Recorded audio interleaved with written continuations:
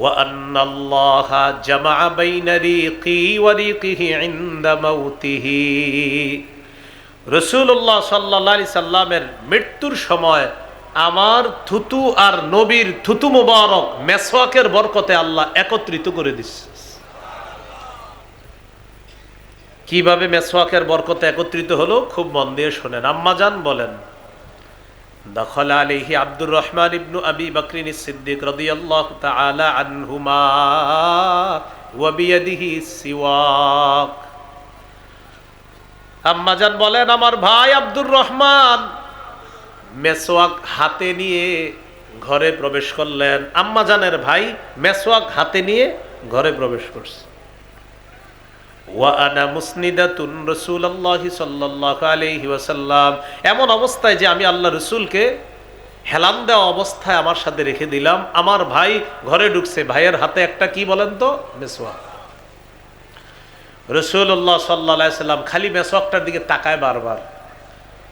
আমি নবীজিকে বললাম, আখুযুহু লাকা, আমি কি মেসওয়াকটা আপনাকে এনে দিব?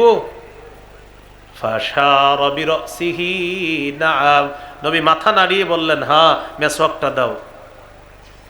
আমি মেসওয়াকটা নিলাম, নেওয়ার পর মেসওয়াকটা আল্লাহ রাসূল সাল্লাল্লাহু আলাইহি সাল্লামকে দিলাম। ফাশতাদ্দা আলাইহি, নবীজির মেসওয়াক করতে কষ্ট হলো। কেন?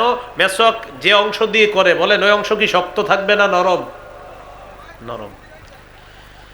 তো আম্মাজান আয়েশা সিদ্দিকা রাদিয়াল্লাহু তাআলা আনহা বলেন, রাসূলুল্লাহ সাল্লাল্লাহু আলাইহি সাল্লামের মেসওয়াক করতে কষ্ট হলো। কেন? মেসওয়াক শক্ত।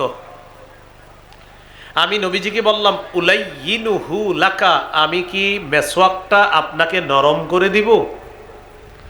মাথা নাড়িয়ে বললেন, হ্যাঁ মেসওয়াকটা নরম করে দাও। খুব বুঝবেন।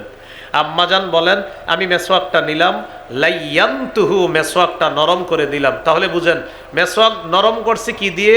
দাঁত দিয়ে। মেসওয়াক নরম করার সময় আম্মাজান আয়েশা সিদ্দিকা রাদিয়াল্লাহু তাআলা আনহার থুতু মেসওয়াকের মধ্যে লাগছে। এবার নবীকে দিলেন, নবী মেসওয়াক করলেন। এবার নবীর থুতু মুবারক মেসওয়াকে লেগেছে।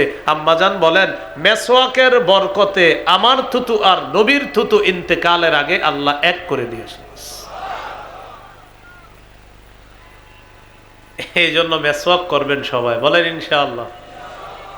আল্লাহ তৌফিক দান করেন।